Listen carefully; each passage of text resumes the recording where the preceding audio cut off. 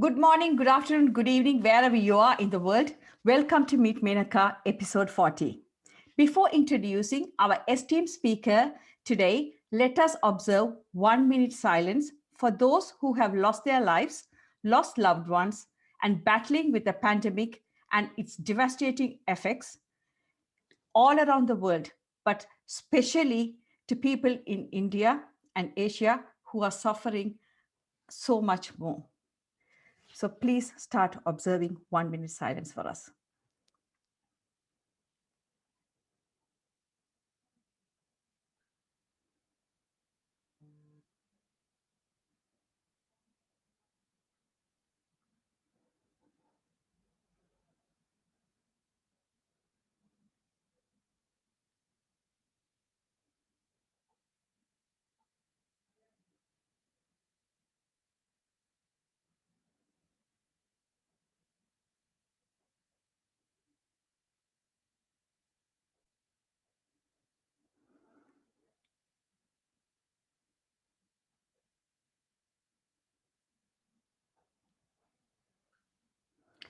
Thank you all and welcome to the show. From the month of June, the show will start at 2 p.m. UK time and 6:30 p.m. India Sri Lanka time. So, a warm welcome to our esteemed speaker.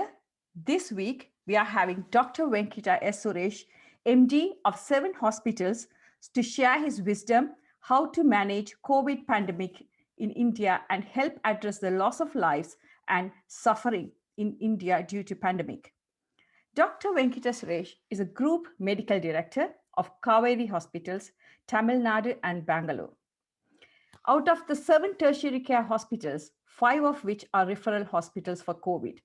He's a clinical leader of COVID physicians group at Kaveri Hospitals, hopefully sharing his insights, experiences, and suggestions regarding the situation there now. He's an internist, cardiologist, and a global health physician. He's a graduate from postgraduate of Armed Forces Medical College, Pune, Maharashtra, India, clinical and research fellow at National Heart and Lung Institute at the Imperial College, School of Medicine, Royal Brompton Hospital, London from 94 to 96.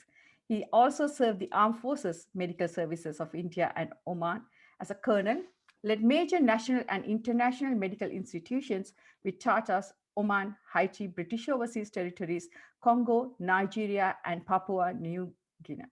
Participated in a humanitarian healthcare crisis in Haiti, Africa, and the Pacific, specifically regarding malaria, HIV/AIDS, MDR, and XDR, Ebola, Lassa fever, cholera, earthquakes, and hurricanes. He's a teacher, trainer, and researcher, Dean of PG Studies at Kaveri and directs medical research, Chief Editor of Kaveri online and print medical journals.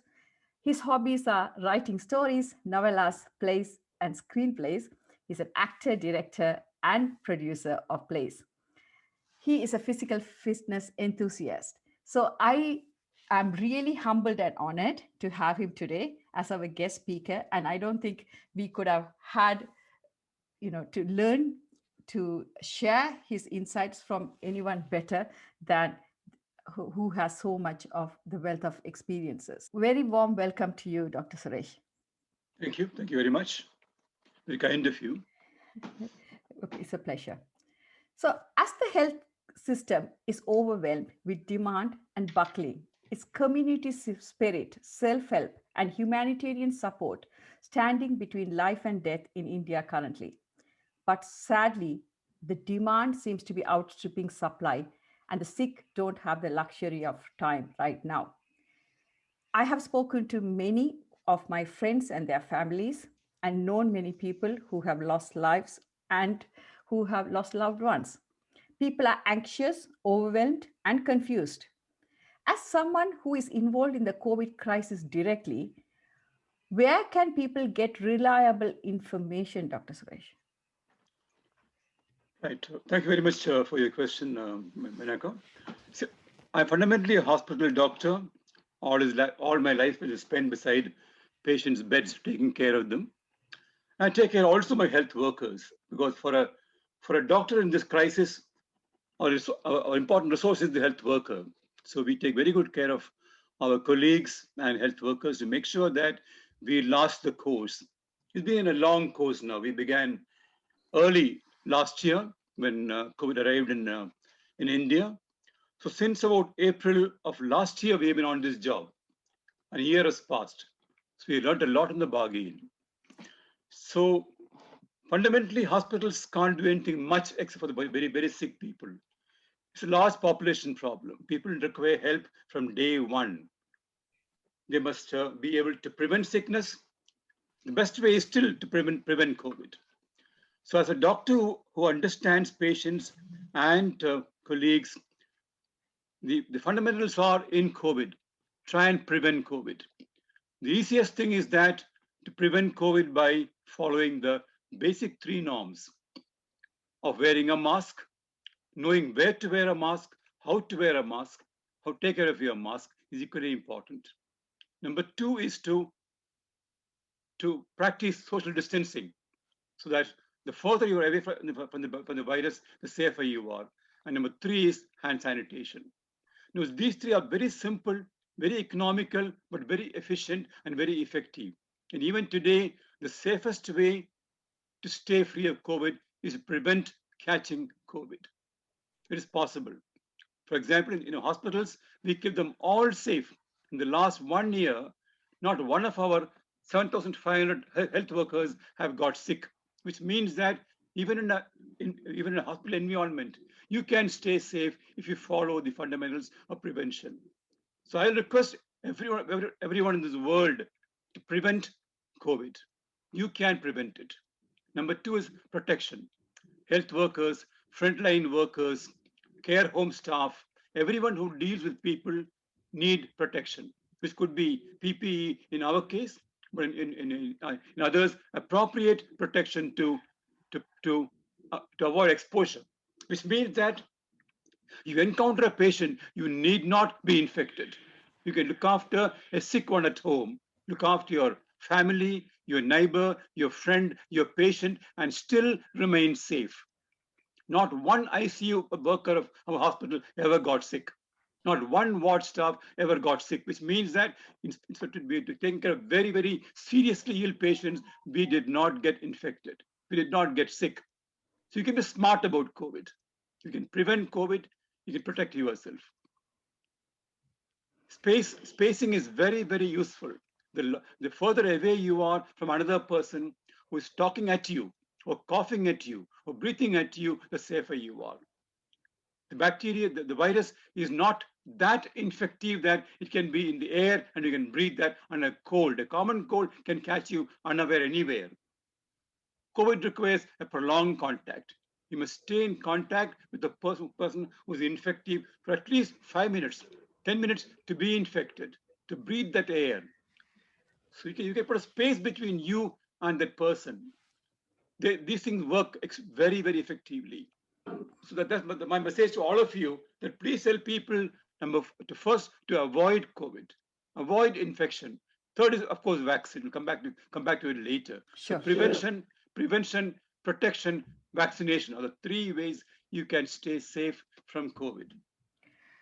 Thank you, Dr. Suresh. But when I speak to friends and family, and even we have WhatsApp groups and Facebook groups for the show, and a lot of information comes through. And how can people know which are the reliable information and where they should really go and look for them?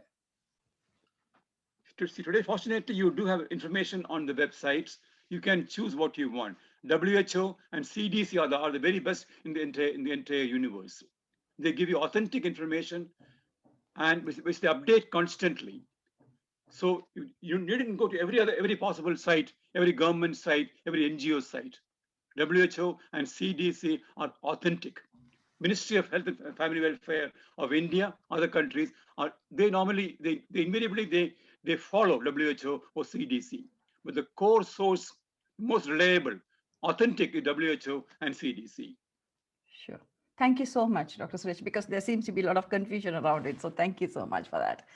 So people are looking for a place to seek help for their loved ones. What kind of help is available for people who are affected in India specifically and then widely? Well, let's start from the from the least sick to the most sick. Mhm. The ones who are just starting to be sick, the first symptom of a cold or a sore throat or a cough or a fever, intense body ache, terrible fatigue, loss of smell and loss of taste are the classical signs of early COVID. At that point of time, if your family GP is the best source because that person knows you well, he can give you confidence, he can guide you well. But unfortunately, India and many countries have lost the system. UK is lucky. You have a GP. Yeah. You have a nurse who will guide you. Now, to a doctor like me is a very advanced level of care. You can't get me very easily, but you can contact GP or a nurse very easily in many countries. Unfortunately, that system has fallen through in most part of the world. So you need someone who can talk to you, who can listen to you, who can understand your problem and give you the best possible advice immediately. Because majority of people with COVID will not get very sick. Fortunately, almost 95% of people may not get sicker beyond the initial symptoms.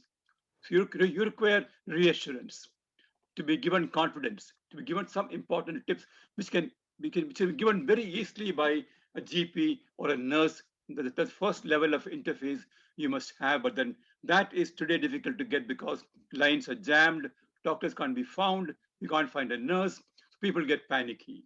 Unfortunately, the problem starts right there. Helplines are jammed also. Many hospitals can't take helplines anymore. People are falling back their own devices and their own information systems. The next level is, so we advise our patients that you can be at home and take simple medication if you are only mildly sick.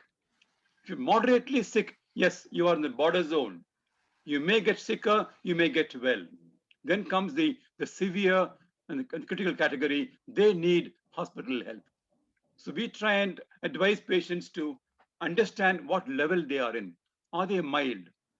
Are they moderate? These 2 points, we can treat them at home or in a COVID care center. We call them CCC, a COVID care center. It's a much simpler health center. But beyond that point, if your SpO2 is dropping, if your fever is rising, you're unable to breathe, you have severe body ache, intense fatigue, then you are heading for the next two levels of complexity, and there you need experienced, confident teams to take care of you. That's where we hospital doctors come in. Sure. Thank you so much. And there's so much truth in what you said. As we know, the healthcare system in India is different from the UK. Given that we don't have a system equivalent to the NHS here, what is the strategy to support people from low socioeconomic sectors of population who perhaps is either reluctant or cannot afford the treatment which is available in India, Dr. Suresh? Unfortunately, almost nil in India because India's hospitals are crammed full of people. There's no time for people who are just getting sick or getting sicker. They are only place where people who go very sick need a very dire help, and that system hardly works anymore. So even today, India's healthcare is almost 80% private. So small clinics, small practices are the ones, small hospitals are the ones to whom most people go to. That's a broken down system. It is a very ineffective, inefficient system, and that which really disables people considerably. It doesn't work that way at all. Sure. Thank you so much, Dr. Suresh, because it is, um, it is shocking in a way to, see and witness what is happening there. So India is currently the focus of the world due to the COVID crisis. We are aware India is the largest vaccine producer in the world. UK government heavily invested in the research and production of vaccine and rolled it out effectively. So I'm just trying to understand, why is India not able to protect their populations and roll out this vaccination successfully? That's a very big question. And for the last 48 hours, many have talked about this. Dr. Udhavadia from Bombay is an expert who spoke about this at great length. The tragedy, how it all fell apart. When it began, India was so confident. We were so proud that we are the world's important vaccine makers. We can make vaccines in huge quantities. We can supply it to the developing countries. We can take care of everyone. And then the house of cards came tumbling down. So that is a very sad story. Even today, Serum Institute is an outstanding producer of vaccines, but they're not funded like US funded the funded Gilead Pfizer. Pfizer. and Pfizer and Moderna and then Johnson and then Novavax. So there's no funding from the Indian government. So they began on their own practically, and they could have definitely met India's needs and the world's needs, but that is where things began to go wrong because India began shipping to all countries, 80 odd countries in that sector, and then the second wave hit rather badly. I think India never thought it'll hit you with the belt so badly. Then overnight we had a problem.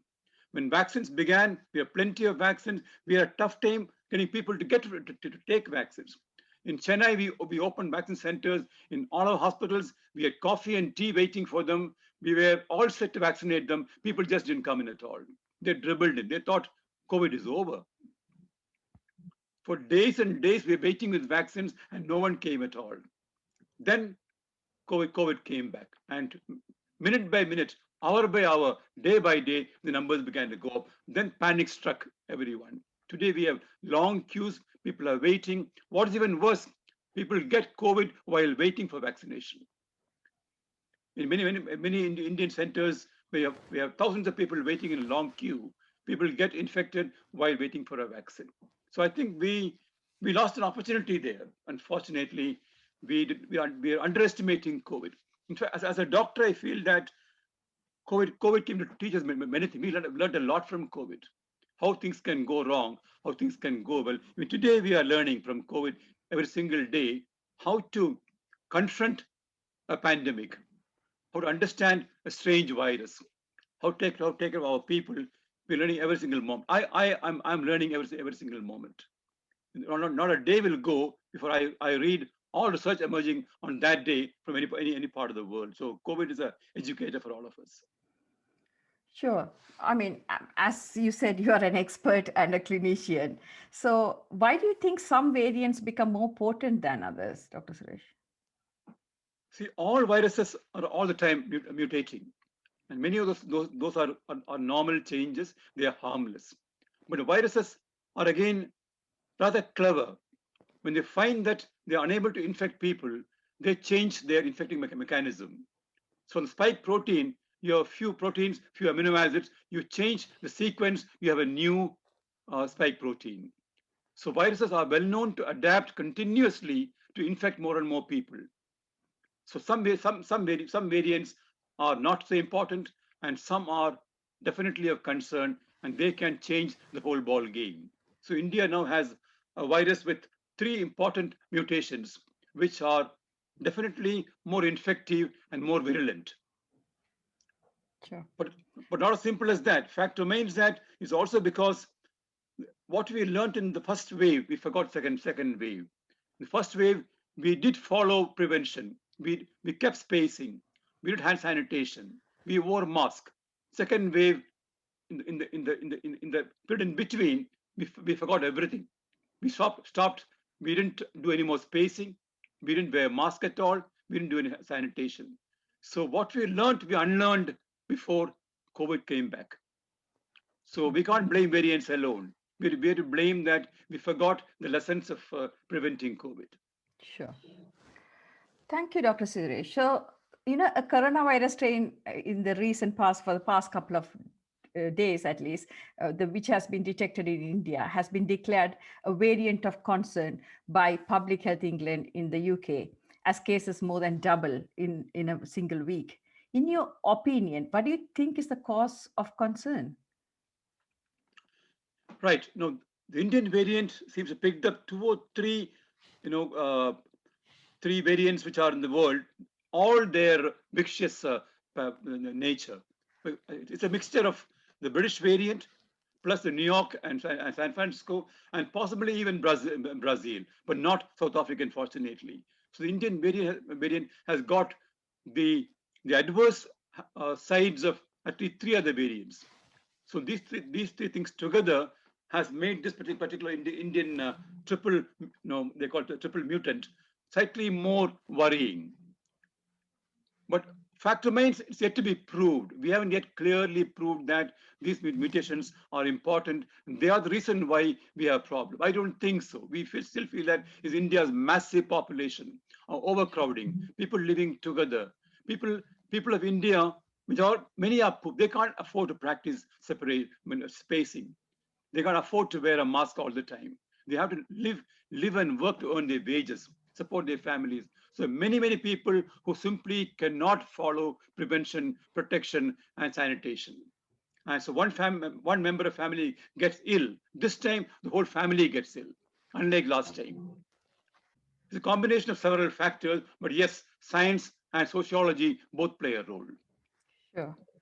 Thank you so much. And I know, as an expert, you have worked with, in different countries and with SARS and Ebola. So what's the big difference between SARS, Ebola, and COVID viral pandemics? Ebola was contained relatively quickly compared to COVID. What do you think is the reason?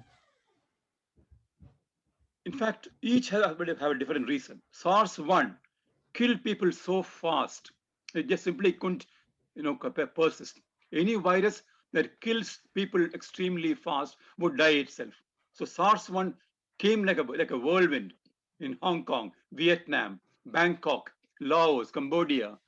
It killed many in Singapore, and came down to Southeast Asia and then died very fast because the virus is too toxic, too pathogenic. So SARS-1 killed itself in a very short time.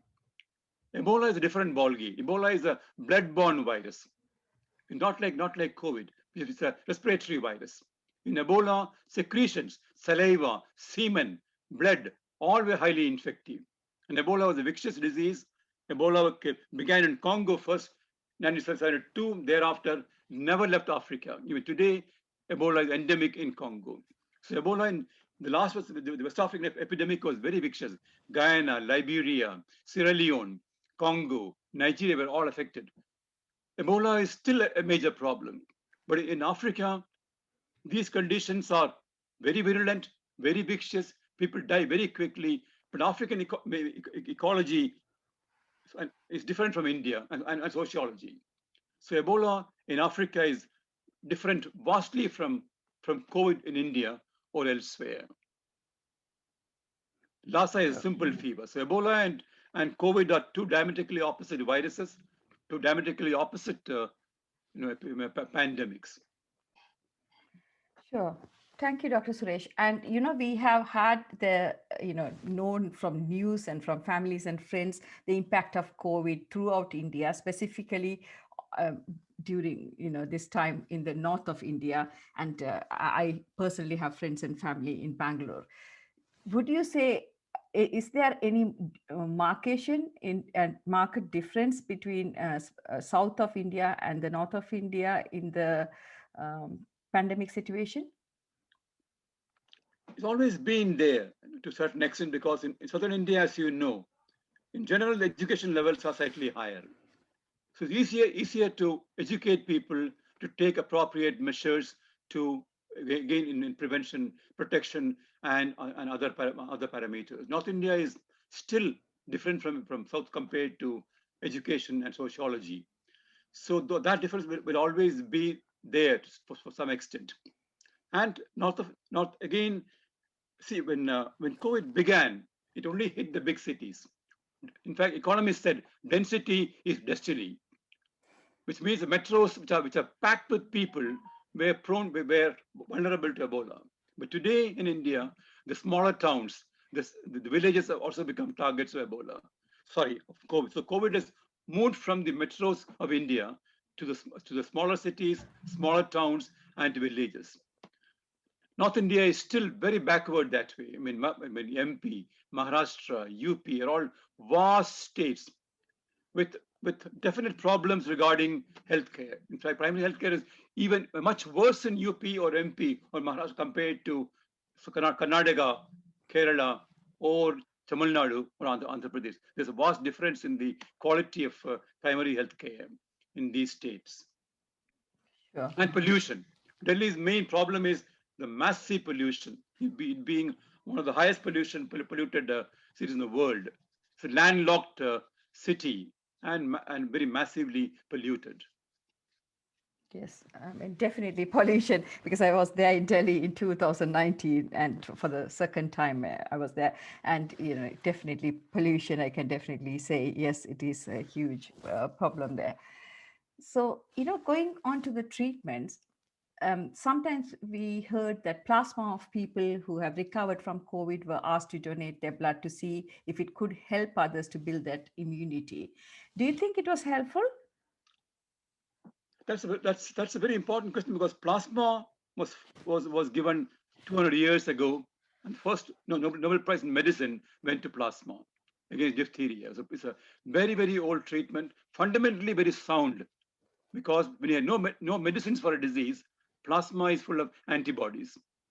So plasma did work for the last 200 years in many epidemics which are with unknown viruses. Plasma worked in Ebola. I was in West Africa when we could still use plasma and save people. The first British nurse, if you remember, in the epidemic of in the recent the first British nurse became very severely ill. We saved her with plasma in Ebola. So surprisingly in COVID, plasma has an unusual problem. Plasma didn't really work in COVID, but there again, see, therapy, I mean, I'm a treating doctor, so I know exactly how things work when you treat people. Plasma should be given very early in the evolution. When a person comes to you, the sickness is starting, his antibodies will take time to build. In fact, in COVID, it takes about 10 days for you to build antibodies. In the 10 days time, you can get very sick. So before that time, plasma still works very well. We had very closely followed for giving plasma. So even today, even the second wave, plasma given early from patients recovered from the new strain does work, but not anymore in a dramatic way like it worked in Ebola. So plasma is no more an option. But fundamentally, the idea is sound. But in COVID again, COVID, could in fact defeat our ability to treat people with plasma, which is why now you have the MCAs coming in. We have the monoclonal antibodies, which are manufactured, genetically engineered. The idea is the same thing. So today, a good therapy for early COVID is monoclonal antibodies as an infusion. Both Lilly and Regeneron have made that. It's already approved in the US. Coming into India anytime now, they could be expensive, but fundamentally the idea is same thing. You are giving genetically engineered antibodies to a person who's yet to build his own antibodies. So idea is scientifically sound, but then plasma transfusion just didn't work in COVID. Sure. Thank you, Dr. Suresh. It's really important to know that it's, if you have to go down that path, it has to be done very early on. I think it's a very important information for people to understand.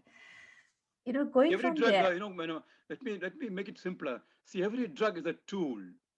You must know how to use that.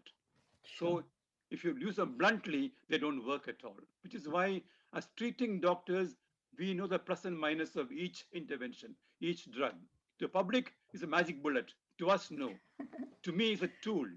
If I use it intelligently, appropriately, I can get what I want done. But inappropriate use of a tool ends up being unproductive. Um, Going from plasma, remdesivir also has been said that it benefits for COVID-19, which is antiviral medication that targets a range of viruses because it works by having disturbing the genomes made up RNA. So I think it interferes with one of the key enzymes the virus needs to replicate RNA. As far as I understand, my knowledge in this department is limited, I must say, but it was tried for SARS and so. Do you think it is um, a drug worth considering for COVID? Well, this is a very interesting and controversial drug. It's already tried in Ebola, much more than SARS. It's Mhm. tried Ebola and didn't work that well. Gilead launched this drug with a lot of fanfare, and all the important trials on remdesivir, both from US and from UK. WHO finally clearly announced that remdesivir is not has very weak evidence in its favor. Being a medical scientist, I would only go by science. I won't go by the controversy and go by what you hear in the lay press. So remdesivir is not a very effective drug against COVID. But today is again being re-engineered. Today we have a newer drug called baricitinib. So the combination of remdesivir and baricitinib may work better than remdesivir alone. We use remdesivir extensively. Fact remains that the drug merely cuts short the duration of illness by a couple of days. It does not save lives. So no magic bullet. Remdesivir did come with great hope for everyone. We use extensively. It did help patients, but didn't do anything dramatic. But it did cut short the illness by a couple of days. It did not prevent death. But in the last couple of weeks, the new research shows that if you combine that with baricitinib, you might be able to get better outcomes. And we'll now be giving remdesivir with the baricitinib. It's a newer drug on the market now. Again, it's a repurposed drug from the world of arthritis. So we might find better impact with remdesivir combined with baricitinib, and we'll come back to you on that. But that work has just begun all over the world. Thank you, Dr. Suresh. Like before we go back to basics again, is also a talk about antimalarial drugs used in containing COVID-19. What are your thoughts about it? Well, it's been totally proven to be ineffective. Unfortunately, when COVID hit us, we're also panicky. You require something to fall back upon, and chloroquine and HCQ became widely popular, and that was unfortunately, well, if you look the other way, it's a very cheap drug, very affordable, and it's there in plenty. India makes it in tons. So had it been really been effective, it would have been wonderful. But unfortunately, it fell flat. So HCQ didn't prevent illness, HCQ didn't treat illness. So that hope fell apart completely. Today, we wouldn't give chloroquine or HCQ. We have chloroquine to any patient because there is just no evidence that the drug either prevents disease or treats disease. It is now off the shelf completely. Sure. Thank you so much, Dr. Suresh. So let's go back to basics. I know that you started the talk by speaking about prevention and protection. Do you think at this stage of the pandemic in India, there should be more resources spent on public health, as a initiative or a campaign to, publicize these preventive protective mechanisms for the wider population there? It has been going on from the beginning, doctor, because the government did try its very best to to to to inform everyone at every possible level that please prevent prevent the infection by using a mask, by using sanitation and social distancing. It simply didn't work because it wasn't practical to most people, which is why it failed. Even today, I see people they carry a mask, fold it, put it in their pocket, and walk around. Now, it's as simple as this. When you wear a mask, the mask filters out the virus, which means that the outside of your mask has got live virus. If you take your mask off and fold it, put it in your pocket, how does it help you? So these very simple things went wrong.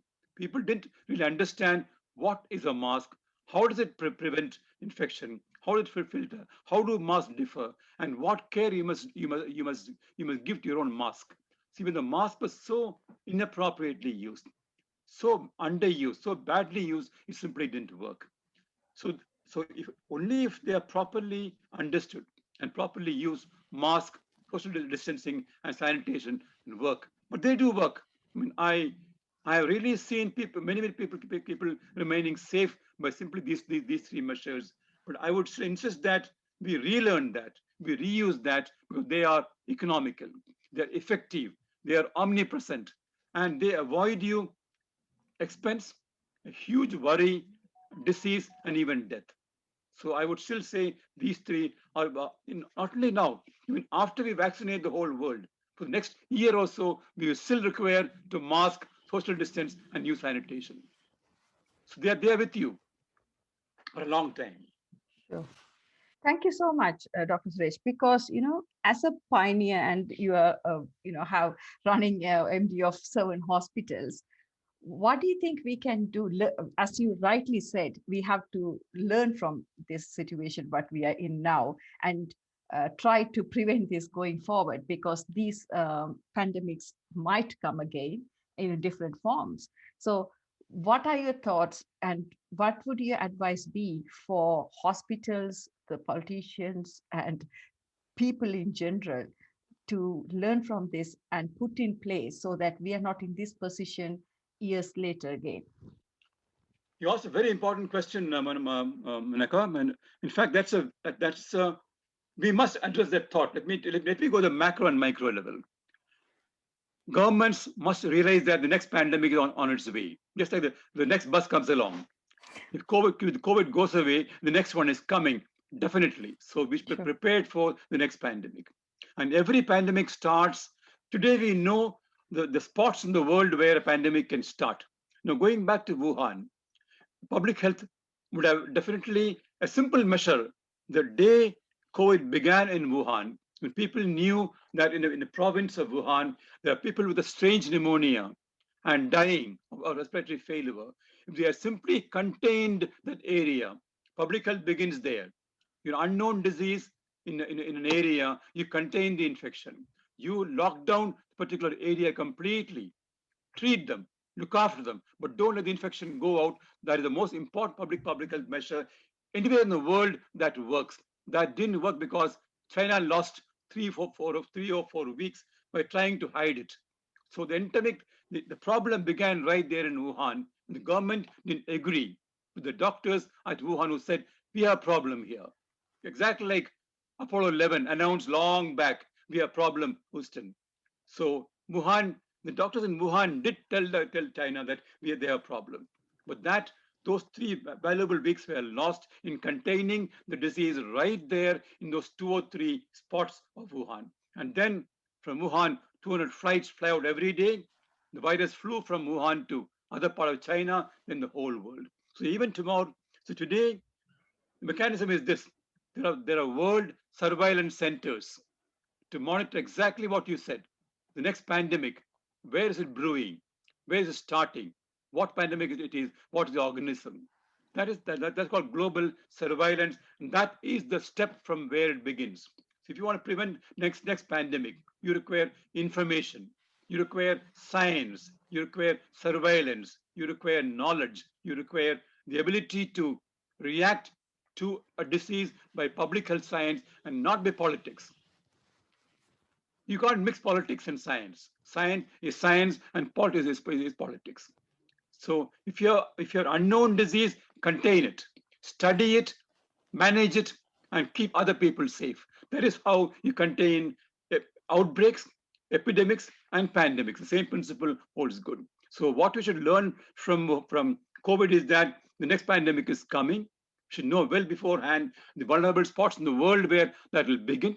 Today we know every single virus which can mutate. Believe me, today science clearly knows every troublesome virus, which virus in which part of the world can change from animal to man.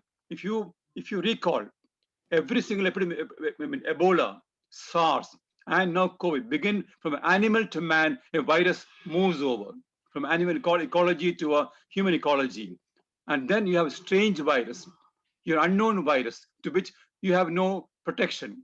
So you have a new disease, you have a new problem, a new outbreak, a new epidemic, and a new pandemic. So if you want to prevent it exactly where it starts. Know the virus, locality, know when it breaks out, and contain immediately, you can prevent the next pandemic. Thank you so much, Dr. Suresh, because what we said was so powerful, because we tend to think it's a local problem. Everyone thinks about their own country, their own population, or their own sector, isn't it?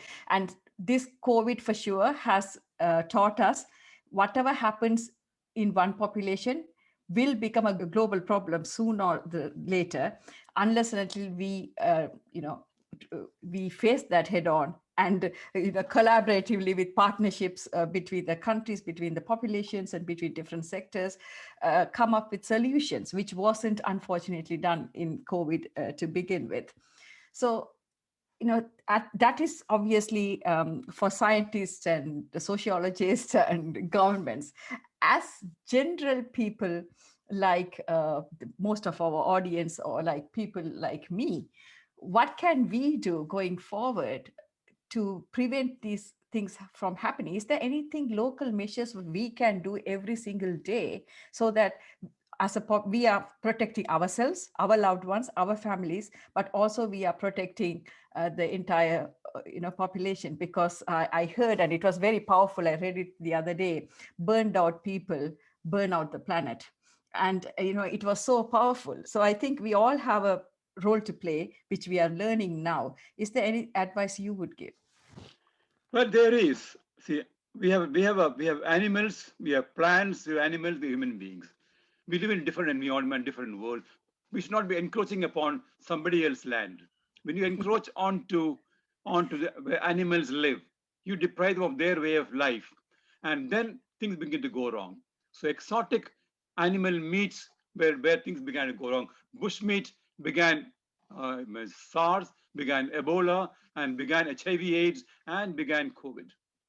So we have respect other the plant life and the animal life.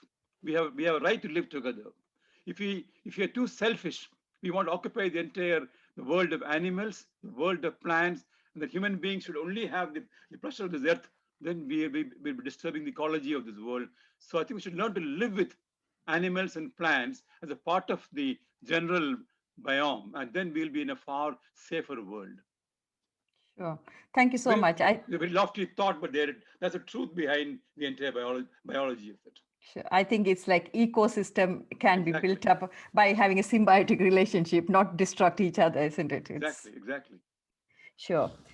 Thank you so much. I mean, I have so many other questions, but so many questions have started coming so early on today. So I thought, I am going to start asking questions a bit early than usual. Before we go to the questions, as traditions, I will start announcing the next week's speaker. So the next week, we are going to be addressing what it takes to be a migrant entrepreneur and overcome barriers to success by Rafael dos Santos. He is a CEO and co-founder of Guided PR, and he connects journalists with business owners. He is an expert in personal branding. He is also an editor-in-chief of high-profile magazine and a columnist for Forbes. He has won 7 awards, including the Sunday Times Top 100 Most Inspiring Entrepreneurs in the UK. His award-winning TEDx talk, What It Takes to Be a Migrant Entrepreneur, has been watched over 157,000 times. Raphael has 14 years of experience running business in the UK, including a successful property company, which was sold to a leading competitor. He has an MBA and part of Henley Business School. And I'm sure when he does come in, he will tell he is also partnering with Jimmy Choo. So I have the pleasure of knowing Raphael for the past few years. So I can't wait to hear him speak how to become successful as a migrant entrepreneur, which is another subject close to my heart. And because this month was supposed to be for success and finance, but looking at the pandemic and its devastating effects in India, I made that executive decision to cancel that one of the talks and bring this forward. And I am really thankful for Dr. Suresh to agree to come and speak to us in a very short time. And as soon as I reached out to him, within seconds, in fact, he got back to me and said, yes, he will do that. So a huge thank you. And I know you're a very eminent person, very busy person. And so, huge thank you for agreeing. Before we go into the questions, I will hand it over to Dr. Kanta Niranjan for giving the vote of thanks.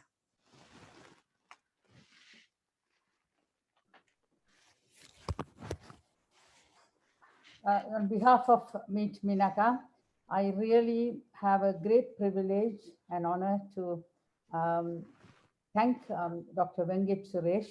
As Menaha mentioned, within very short time, with one email we wrote to him, he replied within few hours and agreed to come into our platform.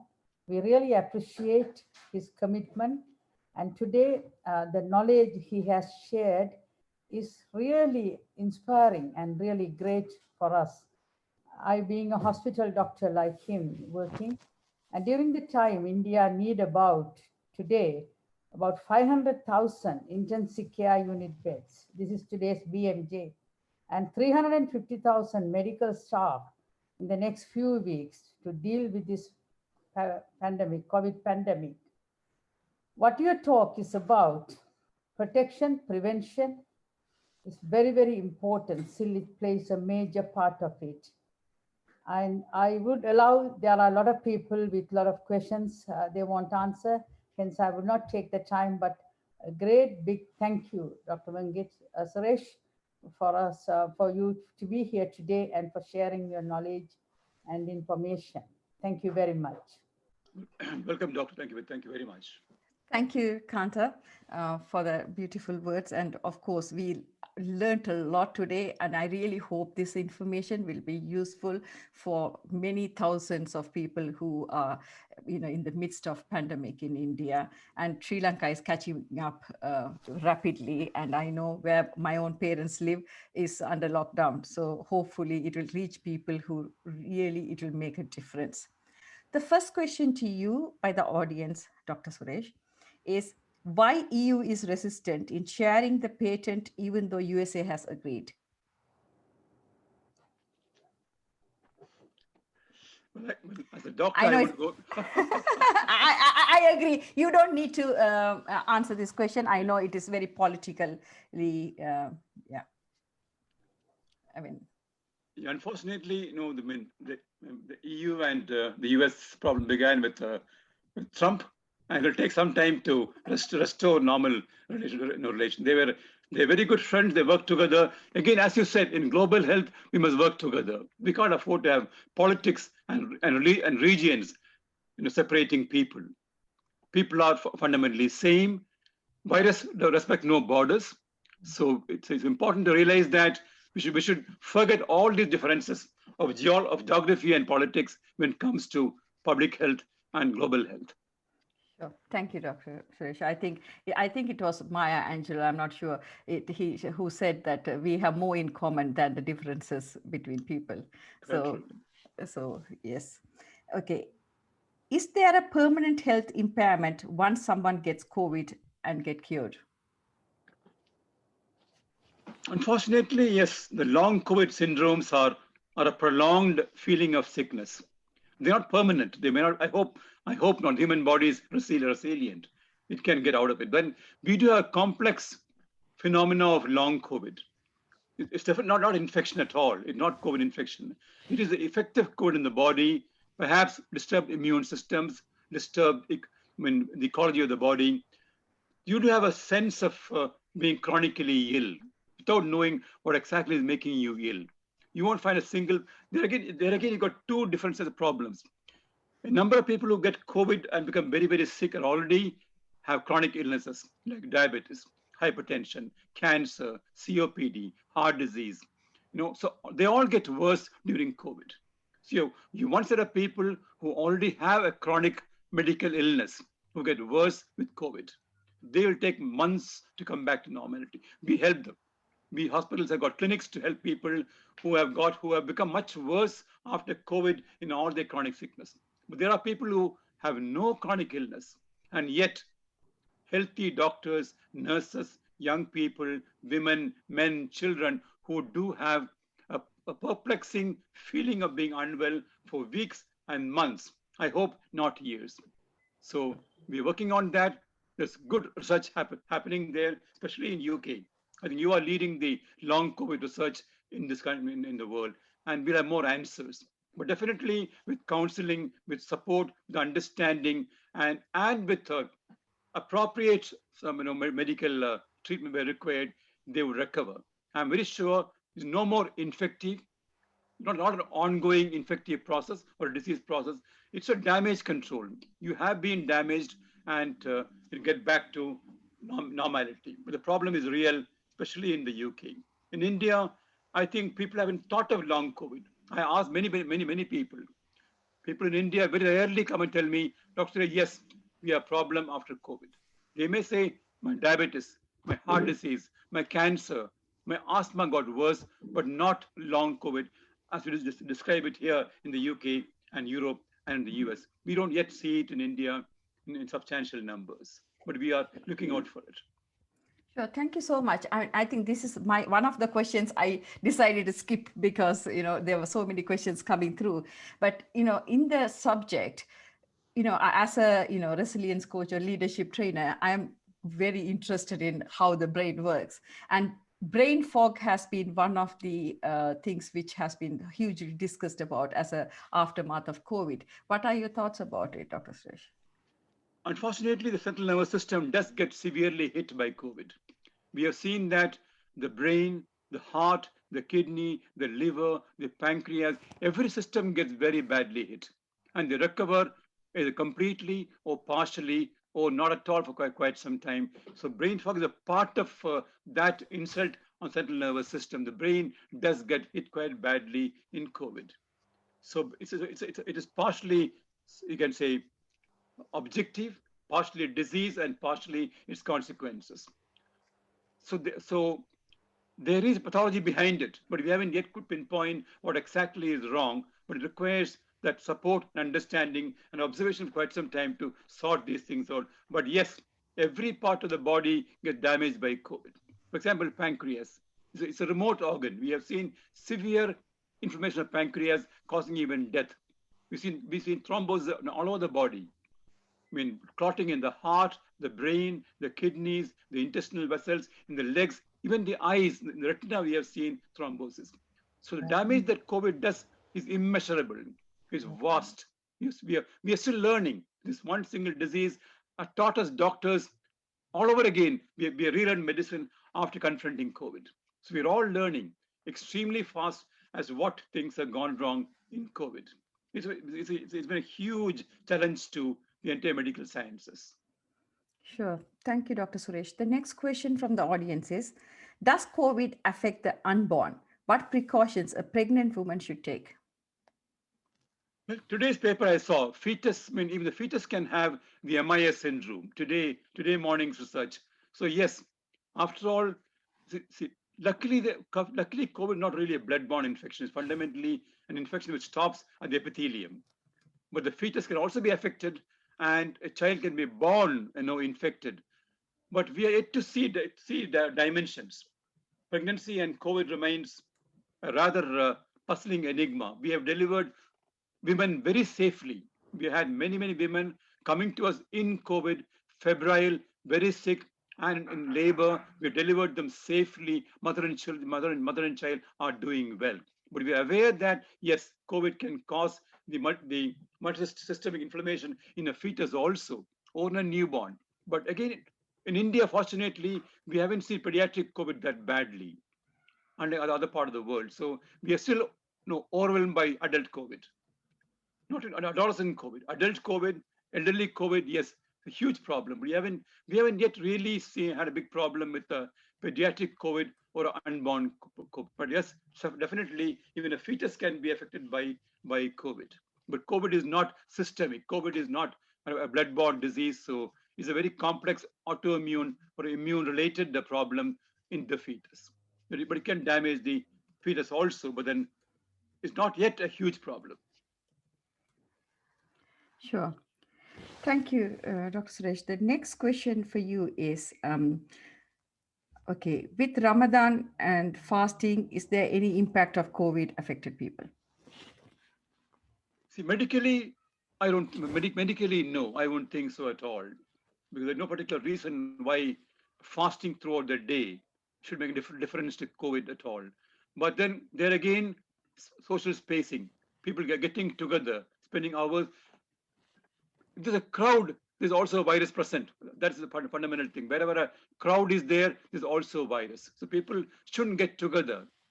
That's only thing which will worry doctors regarding any gathering, whether it be religious or political or social. We worry about crowds. So when crowds gather, yes, chance of infection indoor and outdoor start going higher. Otherwise, I wouldn't think that Ramadan particular role to play in this. I've been in Middle Eastern countries. I've been to MERS in Middle East. I didn't see any particular medical inference with Ramadan. Sure. Thank you so much, Dr. Suresh. The next question, I take it, is from Sri Lanka. So some of them are not taking the second dose because it's not available in Sri Lanka. How long will it take to get the first dose for some of them? And also the next question is, what is the deadline to take the second dose once they have taken the first dose? Well, each vaccine differs, and the manufacturer can tell you exactly what is safe spacing between two doses. Even today, Pfizer is very clear that you must take the second dose after 4 weeks, whereas the Oxford vaccine has got that 8 and almost 12 weeks is perfectly okay with the Oxford vaccine. Otherwise, restart. These are very safe vaccines. You can take them again with no harm done. But fact remains that only the Oxford vaccine has told the world that yes, you can take it between 8 and 12 weeks, and you'll probably gain by that.